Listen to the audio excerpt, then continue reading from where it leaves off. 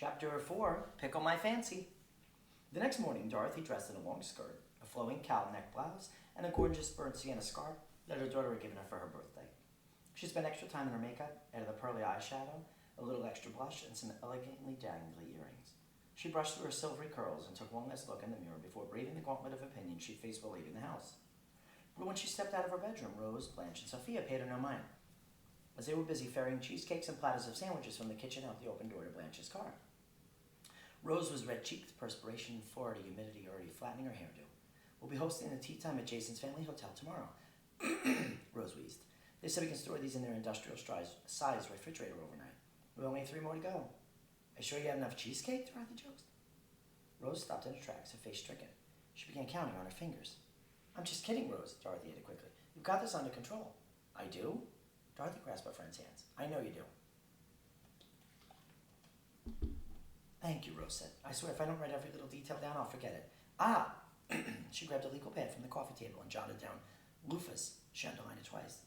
And I'll help as much as I can after this lunch date. I promise, Dorothy continued. As a matter of fact, you could write down Henry's name on the guest list. I've already asked him to be my +1. Henry Pattinson, with 2 T's. Rose nodded and peered up at Dorothy, her face sincere. I will, but you haven't even met this man in person yet. Please be careful. Remember Ted Bunderson? Thanks for the vote of confidence, Dorothy said, rolling her eyes. With friends like these, she thought. She decided to hurry out the back door before her mother saw her and added any other less than helpful words of encouragement. Wolfie's was a Miami institution, more of a boisterous deli than a romantic hotspot, with a huge neon sign above the entrance. But Henry and Dorothy had found out during their phone call that it was a favorite of both of theirs, and they decided it was an ideal place to meet, since they both loved sandwiches and sour pickles, and it was equidistant from where they both lived. Dorothy walked into the busy restaurant, scanning the crammed booths and talkative crowd for the man from the video she watched a dozen times. The air smelled like fresh-baked bread, Danish, and pastrami. Dorothy hoped her stomach wouldn't growl before their lunch arrived. She spotted a handsome, mature gentleman in a baby blue button-down shirt a few booths away. She tamped down the nerves that bubbled up at the sight of his only slightly thinning salt and pepper hair and broad shoulders and walked toward him with a friendly smile on her face. Be approachable, she reminded herself, not intimidating. He was poring over the menu and didn't notice Dorothy until she stood right in front of him. Hello, Henry, she said, offering her hand to shake. In person, she could see the crinkles at the sides of his eyes, his weathered suntan, and the deep brown of his eyes behind his glasses. He was much more handsome than he'd come across in the video. Hello, he said, blinking up at her. Do I know you? I'm your date, Dorothy said. Dorothy Zbornak, from Lucky Chance's dating service? Dorothy? Henry said, looking up at her head down. I'd pull up a chair for you, but we're both in a booth. Aren't you a charmer? Dorothy chuckled, seating herself across from Henry. This seems to be going well. So nice to meet you in person. Dorothy, he repeated. You're the one with the wedding coming up, right? Yes, Dorothy said. And are you the one who makes excellent chicken cordon bleu? That's me, he said with a touch of pride. I'm working on my side dishes now. Can't have the green beans too soggy, you know what I mean? I certainly do, she said, smiling. And how's that boat trip you're planning to Sanibel Island coming along? Blanche had told her that the men loved it when a woman showed interest in their interests. She thought up a few conversation topics ahead of time based on what he'd said in his video and on the phone. Blanche also said that men loved it when you showed a little cleavage, but Dorothy wasn't going to take that advice just yet. It was only lunchtime. Henry sucked at his teeth and reached for his ice water. I've been patching leaks. My brother borrowed my boat for the weekend. He doesn't take as good care of her as I do. That's too bad, Dorothy said. I hope you get her seaworthy soon. I just have a little bit more to do. Then I'd love to take you on the boat for dinner sometime. What a lovely idea, Dorothy said, grinning to herself. He must like what he sees too, she thought. Otherwise he wouldn't bring up a romantic dinner on his boat so soon. She was about to ask what one should bring to a dinner on a boat when something seemed to catch Henry's eye behind her. He quickly bent his head to the laminated menu. So, what do you think you're going to get? Dorothy stared down at the yellow and orange menu, trying to decide what would be easy to eat and still carry on a conversation. Her regular order of pastrami sandwich with extra pickles might be messy and hard to manage. You're the gourmet, Dorothy said, looking back up at Henry. I'm curious to see what you're getting. But Henry wasn't meeting her eyes. Behind the screen of his menu, his gaze floated somewhere over Dorothy's left shoulder. He seemed jumpy, Dorothy thought. She craned her neck, wondering what he was looking at. But as she saw nothing unusual, just a typical crowd of lunchtime regulars and sunburned tourists. Maybe he was just as nervous about the date as she was. Henry put down his menu and then picked it up again. He checked the time in his shiny gold watch. Dorothy stared at him, waiting for him to say something, anything. Her good feelings started to fade. Though he was even more handsome in person, Henry seemed much more confident on the videotape. Now all of a sudden he seemed to be losing interest in their date. As Dorothy racked her brain for something fascinating to say to keep the conversation going, it occurred to her that in-person dating was much more difficult than talking on the phone, even with someone like Henry. You had to worry about eye contact and if you had parsley in your teeth, for example. And it was much harder to hear each other over the clattering of plates and the conversation among other diners than it was on the phone. I'm pretty rusty at this dating game, she thought, when she realized none of this should be a surprise. So what do you do for a living? Or are you retired? Dorothy asked. In all of their previous conversations, they'd really only focused on their hobbies and interests. At the same time, Henry opened his mouth and bluntly said, "How old did you say you were?" Dorothy was stunned. What kind of first date question is that? A feeling of unease began to form somewhere behind her solar plexus, and her cheeks flamed with sudden anger. She drew herself up as tall as she could while sitting in a sticky leather booth.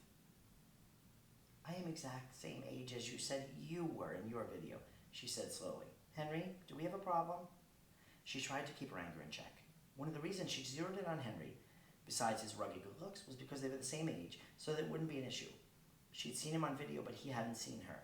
She realized maybe she wasn't what he'd imagined. This whole date was a mistake, she thought. Even though he knew her age, maybe he expected somebody who looked younger. Or maybe he was one of those men who said they wanted a mature woman, but expected someone with the body of a 20-year-old. She didn't need to be insulted over lunch. She can get that at home without getting all dressed up. Henry's mouth hung open like a mackerel's.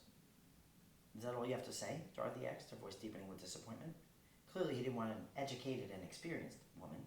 He just wanted arm candy. She felt like a fool and not a particularly youthful one. Dorothy stood up, tossing her napkin onto the table. "I don't have time to get involved with self-centered, deluded, hypocritical men." Her voice was louder than she intended, and nearby tables stole glances their way.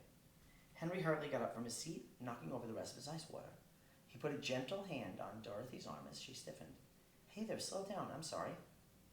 He glanced around the crowded restaurant and lowered his voice.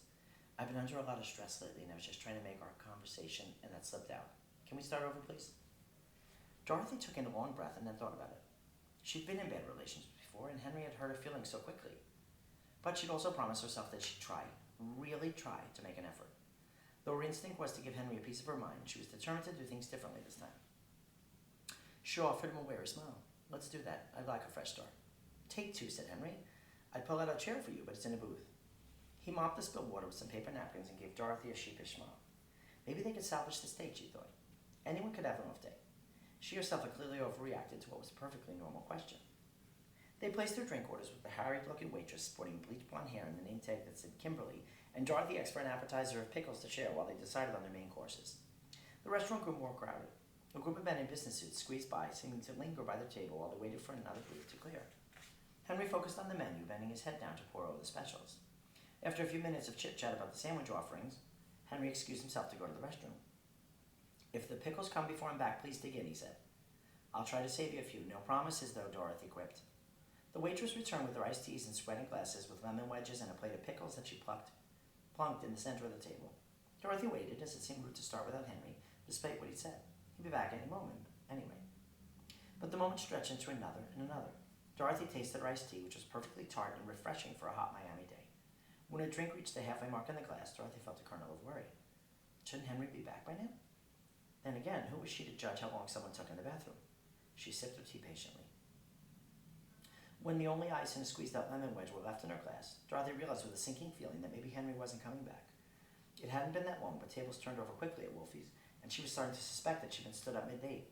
She couldn't very well go into the men's room to look, though. She decided to give it a few more minutes, and if he wasn't back by then, she'd flag down the waitress, pay the bill, and leave. She felt keenly alone at this table set for two, with an untouched plate of pickles, surrounded by full tables of families and friends enjoying one another's company. Defeated, Dorothy reached for her purse, preparing to leave, just then the waitress appeared. "You're all settled up, ma'am," she said kindly. "The gentleman paid the bill." Dorothy tried to keep her face neutral, even though her chin wanted to tremble. Henry had clearly left their date on purpose. There wasn't a long line in the bathroom, or an emergency of some sort. This was even worse than being stood up.